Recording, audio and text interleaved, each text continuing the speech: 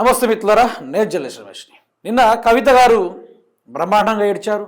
దాన్ని కాంగ్రెస్ పార్టీ వాళ్ళందరూ ఈరోజు తెలంగాణ ఆడబిడ్డ ఏడ్చింది, ప్రతి ఒక్క మహిళలు 2 నిమిషాలు మౌనం పాటించాలి అనుకుని నానా రకాలుగా వాళ్ళు ప్రచారం చేసుకున్నారు మిత్రులారా.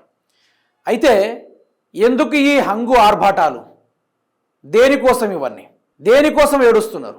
గతంలో కాళోజీ గారు చెప్పారు, కత్తి ఆందోళనైనా పొడిచేది మాత్రం తెలంగాణుడు అన్నట్టుగా ఈరోజు చంద్రబాబు నాయుడు ప్లస్ రేవంత్ రెడ్డి డైరెక్షన్లో కవిత గారు నడుచుకుంటున్నారు.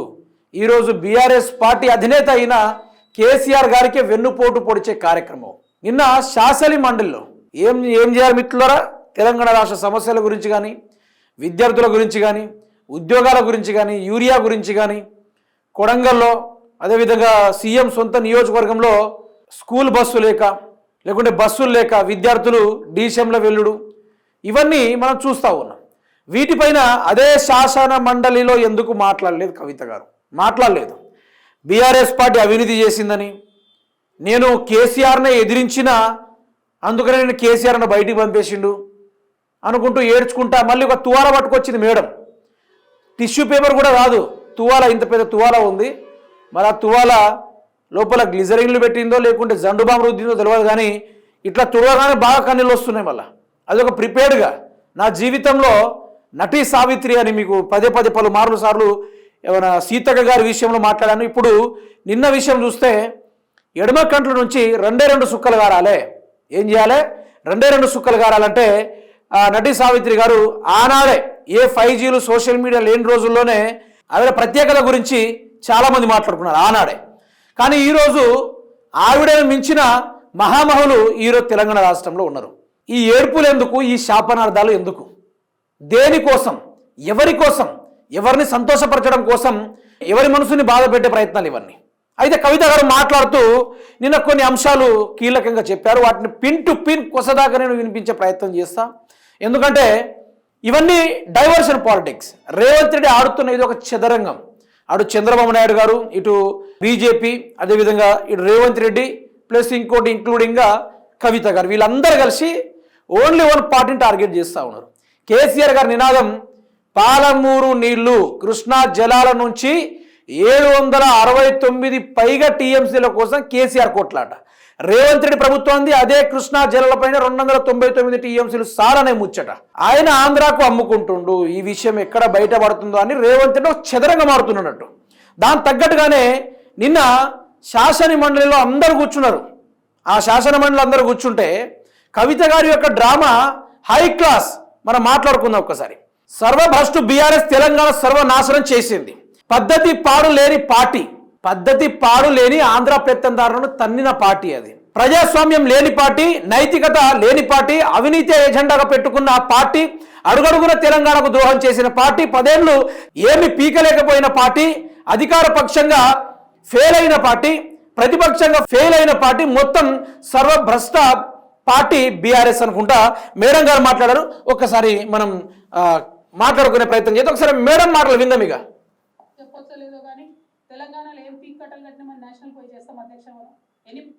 మళ్ళీ వినండి ఒకసారి.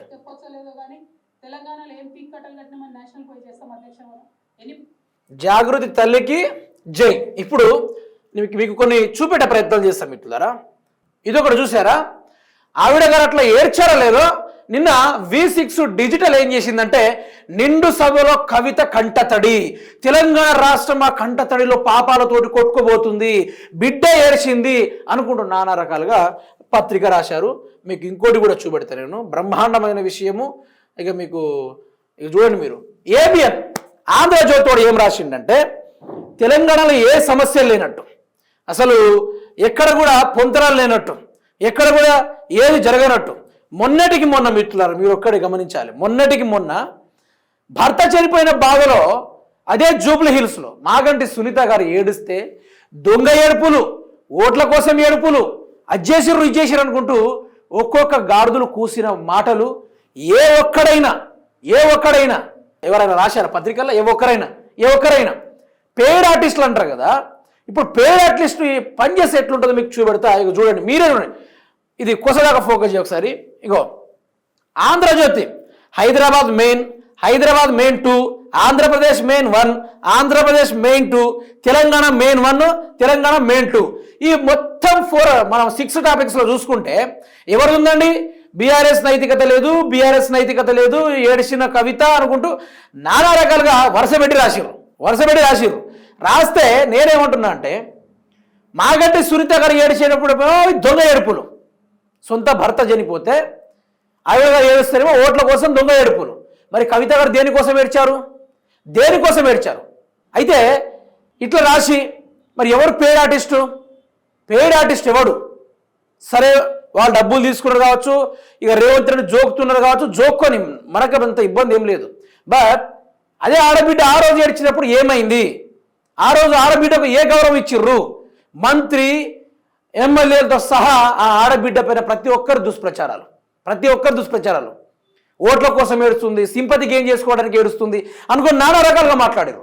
మరి ఆ ఆడబిడ్డని గౌరవించని గాడిదలు ఎవరు? ఈరోజు గాడిదలు ఎవరు? కేసీఆర్ వెన్ను తట్టి ఈవిడ గారి పెద్ద తీహార్ జైల్ చిప్పకుడి తినొచ్చి ఆవిడ గారు చేసిన కుంభకోణానికి పూర్తి స్థాయిలో విచారణ జరిపిన తర్వాత ఈవిడ నిందితులన్నీ ముద్రేసి లోపల పడేస్తే ఈరోజు హరీష్ రావు చేసిండు, కేటీఆర్ చేసిండు, కేసీఆర్ని ఎదిరించే స్థాయి అని ఇది. నీకు రేవంత్ రెడ్డి అయినా డబ్బులు ఇచ్చి ముట్టేది ఏమైనా ఉంటే సంచులు పట్టుకొని మీ ఆయనను వెళ్ళమను. అంతేగాని కేసీఆర్ మీద నోరు వారేసుకున్నంత అంత పెద్ద రాజకీయంలో ఎదిగిపోయారా మీరు? ఇంకొకటి ఏం లేదు, కేసీఆర్ని ఎమోషనల్గా డ్యామేజ్ చేయాలి, కేసీఆర్ని పూర్తి స్థాయిలో మానసికంగా కురింగివేయాలి అనేది వీళ్ళ కాన్సెప్ట్. ఎవరు ఏం చేసుకున్నా కూడా కేసీఆర్ గారి నెత్తిలో నిలిచిన తెల్ల వెంట్రుక ఉంటుంది కదా, దాంతో ఫరకపడదా పెద్ద ఆయనకు. ఇక వినండి మీరు. ఇక్కడ కూడా వెలుగులో కూడా చూడండి, నాది ఆస్తి గొడవ కాదు ఆత్మగౌరవం పోరాటం అనుకుంటూ మేట మాట్లాడింది. తెలంగాణలో ఏ సమస్య లేనట్టు, అసలు తెలంగాణలో ఏం కానట్టు, ఈ లెక్కేంది, ఈ లొల్లేంది, ఈ వ్యవహారం ఏంది? యూరియా గురించి మాట్లాడితే కవిత గారికి 10 మంది ఓట్లు వేసేటోళ్ళు, విద్యార్థుల గురించి మాట్లాడితే విద్యార్థుల తల్లిదండ్రులు ఇంకో 100 మంది మీకు ఓటేసు. ఈరోజు నిరుద్యోగులకు పక్షాన మీరు కూర్చొని నిలబడి కొట్లాడుంటే ఈరోజు 1000 ఓట్లు వాళ్ళ ద్వారా పడేటివి. ఈరోజు రైతాంగం కానీ రాష్ట్ర ప్రజలు కానీ వాళ్ళ కష్టాల గురించి మీరు అదే శాసన మండలిలో కూర్చొని మాట్లాడుంటే ఈ బాధ్యత శాసన మండలిలో వచ్చే మాట్లాడాలా, మీడియా ముందుకు వచ్చే మాట్లాడాలా? అంటే ఇదంతా ఒక స్క్రిప్ట్. రేవంత్ రెడ్డి రాస్తాడు, ఈవిడ గారు పాటిస్తారన్నమాట. అండర్స్టాండ్? ఇప్పుడు మేడం గారు ఏమేమన్నారు, అసలు వ్యవహారం ఏంది పూర్తి స్థాయిలో మీకు చూపెట్టే ప్రయత్నాలు చేస్తా. ఆవిడ గారు ఎక్కడో ఉద్యమాలు చేశారట, అసలు కేసీఆర్ గారు ఉద్యమం చేయలేదట. ఎందరో మంది అమరవీరులు మరణించారు, ఆ అమరవీరులు కూడా వాళ్ళ ప్రాణత్యాగాలు కూడా పనికి రాలేదట. మేడం గారి మాట్లాడిన మాటలకి ఆవిడ గారే ముందుండి నడిపారట. ఒక్కసారి మీకు చదివి వినిపించే ప్రయత్నం చేస్తాం మిత్రులారా. ఇట్లాంటి మ్యాటర్లు తెలంగాణ రాష్ట్ర శత్రువు అయినా ఈ ఆంధ్రజ్యోతితో రాస్తేనే ఇంకా బాగుంటుంది. ఎందుకంటే ఓ 2 రాళ్ళు ఎగస్ట్రా వేసి మరి రాస్తాడు ఈయన. ఒక్కసారి మీరు చూడండి, ఇక భలే ఉంటుంది ఈయన కథ. బీఆర్ఎస్కు నైతికత లేదు, ఉద్యమ సమయంలో ఎన్నో పోరాటాలు చేశాం అంటే మేడం గారు రాస్తా రోకోలు, అదేవిధంగా మేడం గారు ఏంటిదన్న వంటవార్పు కార్యక్రమాలు, పెద్ద మనుషుల సమావేశము, తొలి దశ ఉద్యమం నుంచి మేడం గారు ఉన్నారు. అప్పుడు తూట మేడం గారికి ఒంటిలో దిగినప్పుడు కూడా కొన ఊపిరితో ఉండి ఉద్యమాన్ని నడిపించి 2014లో ఆవిడ గారు ఉద్యమాన్ని కైవసం చేసుకున్నారు.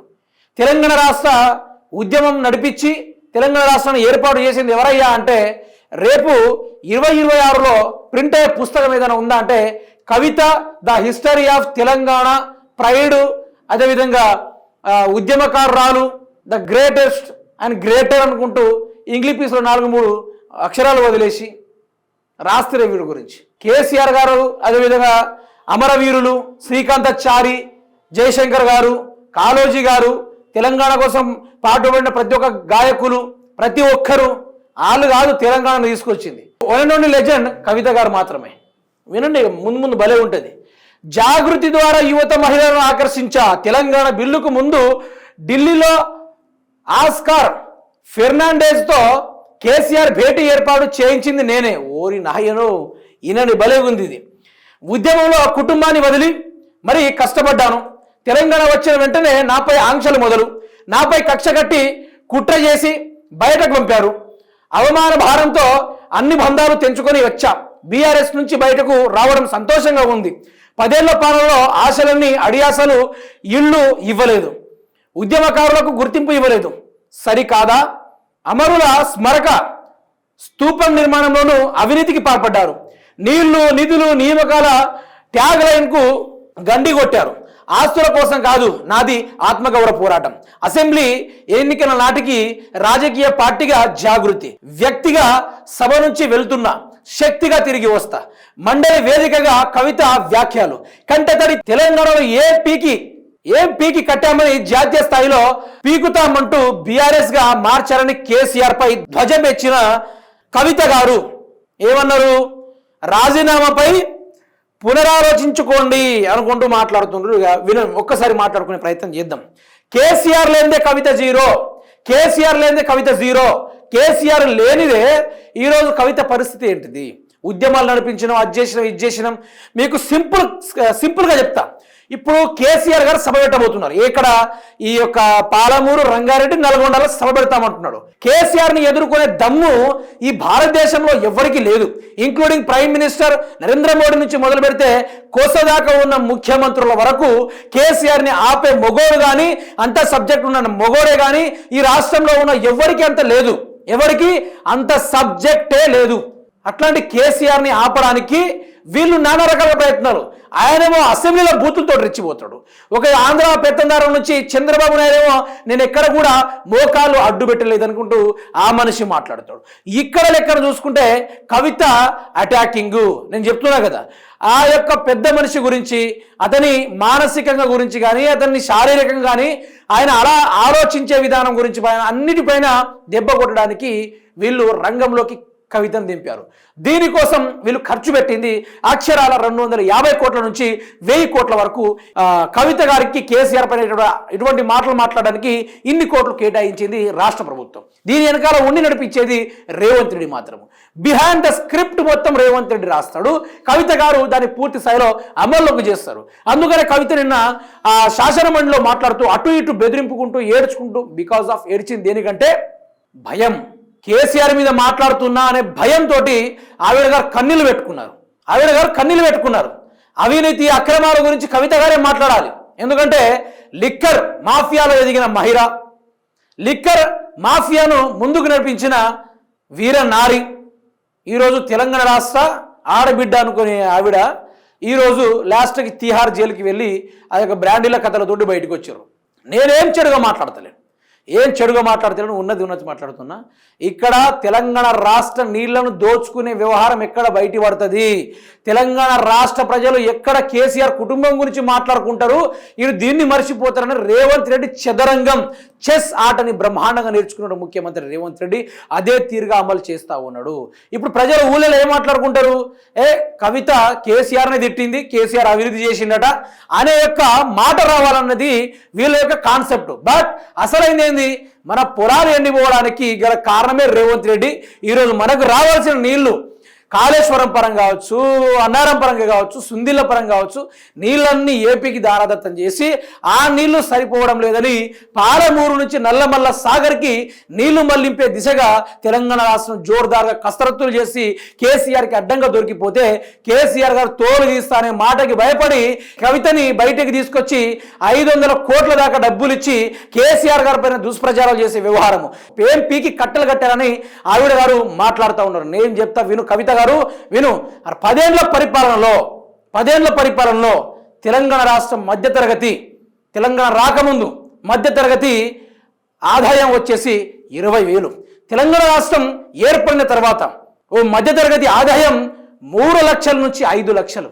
ఆ తర్వాత భూముల రేట్లు 40,000 ఎకరాలు, 50,000 ఎకరాలు, ₹1,00,000 ఎకరాలు. తెలంగాణ వచ్చిన తర్వాత ఈరోజు ఒక ఎకరా 45 లక్షల నుంచి కోటి రూపాయలు. నిర్రబారిన నేలలు, ఈరోజు పచ్చని పైర్లు, బిందెలు పోసుకొని నీళ్ళ కోసం 10 కిలోమీటర్లు నడిచిన చరిత్రలు. దానికి ఒక నిదర్శనం మిషన్ భగీరథ. నీళ్లు లేక పొలాలు ఎండిపోయి చెట్లకు ఊరేసుకున్న రైతుల చరిత్రకు పరిష్కారం మిషన్ కాకతీయ, కాళేశ్వరం, సుందిల్ల, అన్నారం, మల్లన్న సాగర్, బాహుబలి పంప్ హౌజులు దానికి నిదర్శనం. 10 ఏళ్ల పరిపాలన. ఒక బిడ్డకు పెళ్లి చేయాలంటే డబ్బులు లేని స్థాయి నుంచి ఈరోజు కళ్యాణం ఏజ్ దాటిన తర్వాత చైల్డ్ మ్యారేజెస్ని ప్రివెంట్ చేయడానికి కేసీఆర్ గారు తీసుకొచ్చిన గొప్ప పథకం కళ్యాణ లక్ష్మి. దాంతో ఈరోజు 18 ఏళ్ళు నిండిన తర్వాతనే కళ్యాణ లక్ష్మికి అమలు చేసే కార్యక్రమాలు చేస్తూ ఉన్నారు. ఎన్నో రకాలుగా, నేను చెమ్మిన కొన్ని మాత్రమే, ఎన్నో రకాలుగా తెలంగాణ అభివృద్ధి అయింది. ఐటీ రంగంలో కావచ్చు, వ్యవసాయ రంగంలో కావచ్చు, లేకుంటే ప్యాడీ ప్రొడ్యూసింగ్లో కావచ్చు, మిల్క్ ప్రొడక్షన్లో కావచ్చు, లేకుంటే ఫిషింగ్ పెంపకాల్లో కావచ్చు, రొయ్యల పెంపకాల్లో కావచ్చు, రాష్ట్రం యొక్క జీడిపి గ్రోత్ కావచ్చు, రాష్ట్రం యొక్క పర్ క్యాపిటా ఇన్కంలో కావచ్చు. Nobody can beat Telangana. Telangana is top position in this India. KCR మీద బురద జల్లే కార్యక్రమాలు చేస్తే నీ మీద 10 మంది బురద జల్లుతారు. రాసి పెట్టుకోండి. కవిత చాప్టర్ క్లోజ్. ఈరోజు ఏ ఒక్కరు కూడా ధైర్యం చేయలేదు. అటువంటిది కవిత అంతకు తెగించిందంటే రేపు ఆవిడ గారికి 1000 కోట్లైనా ముట్టచ్చు, 500 కోట్లైనా ముట్టచ్చు, 5000 కోట్లైనా ముట్టచ్చు. ఎందుకంటే కేసీఆర్ మీద మాట్లాడే దమ్ము ధైర్యం ఎవరికి లేదు. ఎందుకంటే ఆయన తప్పు చేశాడు. నేను మొన్ననే చెప్పిన మీకు, మళ్ళీ ఒకసారి చెప్తున్నా. కేసీఆర్ అవినీతి చేయదలుచుకుంటే, కేసీఆర్ కనుక సంపాదన పైన ఆశ ఉండుంటే తెలంగాణ రాష్ట్రంలో దగ్గర ఆయనకు 10,000కు పైగా ఎకరాల భూములు ఉండేవి ఫస్ట్ లెక్క. ఎందుకంటే ఆనాడు తెలంగాణ తెచ్చింది ఆయనే. ఆనాడు ఆయన చెప్పినట్టు నడుచుకునేటోళ్ళు అందరూ. ఆయన తలుచుకొని ఉండుంటే ఈరోజు 10,000కు పైగా ఎకరాలు ఆయన కబ్జా చేసేటోడు. రెండోది, ఆయన ఈ తెలంగాణ రాష్ట్రంలో పూర్తి స్థాయిలో అమ్మేసేటోడు, ఆంధ్రాకు అమ్మేసేటోడు. కేసీఆర్ గారు కనుక డబ్బులకు ఆశపడే మనిషి ఉండుంటే ఆరా తెలంగాణ ఏర్పాటు చేసినప్పుడు ఎందరో మంది ఆంధ్ర పెత్తందారులు మీకు కొన్ని లక్షల కోట్లు ఆఫర్ చేస్తాం, కొన్ని వేల కోట్లు ఆఫర్ చేస్తాం, మీరు తెలంగాణ గురించి కొట్లాట ఆపాలంటే ఆనాడు కూడా కేసీఆర్ ఊకోలే. నా తెలంగాణ నా ప్రజలను కొట్లాడిండు. తర్వాత ఆయన ఇంకా డబ్బుల మీద ఆశపడే మనిషి ఉండుంటే ఫామ్ హౌస్లని బంగారంతో నింపుకునేటోడు, బంగారంతో కట్టుకునేటోడు. సో కేసీఆర్ దేని మీద ఆశపడలేదు. ఇక్కడ మీకు సింపుల్ ఒకటే అర్థం కావాలి. ఆంధ్రప్రదేశ్కు తెలంగాణ నీళ్లను తాకట్టు పెట్టాడు రేవంత్ రెడ్డి. మన ఇంట్లో సొమ్ముని మనం వేరే ఓడికి ఇస్తే మనం ఊకుంటామా? ఊకోం కదా. కొట్లాటకు దిగుతాం, యుద్ధాలు చేస్తాం, తల పలగొట్టి పండ పెడతాం, అంతేనే కదా. మరి అదే తెలంగాణ కేసీఆర్ గారు నా ఇల్లు అనుకునే తెలంగాణ నుంచి నీళ్లు దోషేడి చంద్రబాబు పోతే కేసీఆర్ ఎందుకు ఊకుంటాడు? బయటికి వచ్చి తోడకలు తీస్తా అని చెప్పిండు. మా దొంగతనం ఎలా బయటపడుతుందో, ప్రజలు మమ్మల్ని ఎక్కడ చెప్పులు కొడతారో, ప్రజలు మమ్మల్ని ఎక్కడ కాండ్రించి ఉమ్మేస్తారో అనే భయంతో ఏం చేసిర్రు? కవితను ముందు పెట్టిర్రు. రేవంత్ రెడ్డికి ఏం తెలుసు? ఓ బేసిన్ తెలుసా? ఓ బేసిక్ తెలుసా? ఓ పవర్ పాయింట్ ప్రజెంటేషన్ తెలుసా? ఎన్ని టీఎంసీలో తెలుసా? ఆయన ముఖ్యమంత్రిగా ఉన్నాడు కదా, దానికి ఏమైనా అర్థం తెలుసా? పాలమూరికి ఎంత నీటి టీఎంసీలు కేటాయించారో తెలుసా? ఆంధ్ర వాళ్ళకి ఎంత కేటాయించారో తెలుసా? నల్లమల్ల సాగర్ కానీ, లేకుంటే పోతిరెడ్డిపాడుకు కానీ, లేకుంటే బనకచెర్లకు కానీ కేసీఆర్ ఎందుకు అడ్డు వేశాడో వీళ్ళకి తెలుసా? వీళ్ళకి ఏం తెలుస్తుంది? ఎందుకంటే వీళ్ళకు చంద్రబాబు నాయుడు దగ్గర నుంచి కొన్ని వేల కోట్ల రూపాయల మూటలు వస్తాయి. వీళ్ళు తెలంగాణని బాధ్యతగా అమ్ముకుంటున్నారు. అందుకనే కేసీఆర్ బయటకు వచ్చిండు. రాజకీయాల కోసమో, మళ్ళీ నేను అధికారంలో రావడానికి కోసమో, దేనికోసమో కేసీఆర్ గారు బయటికి రాలే. తెలంగాణ నీళ్ల కోసం, తెలంగాణ ఆత్మ గౌరవాల కోసం, తెలంగాణ తాను కొట్లాడి తెచ్చిన నీళ్ల కోసం 200లకు పైగా కేసులు పెట్టారట. అదే ఏ ప్రాజెక్టులు కట్టినా కూడా. ఆ విధంగా తెలంగాణ రాష్ట్రాన్ని వీళ్ళు ఆగం చేస్తూ ఉన్నారు. మిత్రులారా, దయచేసి ఇక్కడైనా మేలుకోండి, మేలుకోండి. మన తెలంగాణ నీళ్లను కాపాడుకునే హక్కులు మనది. మనం కాపాడుకోవాలి, నిలదీయాలి, కొట్లాడాలి, ఏదైనా చేయాలి, దేనికోసమైనా తెగించాలి. అంతేగాని ఎవడి ముందు తల వంచే ప్రసక్తే లేదు.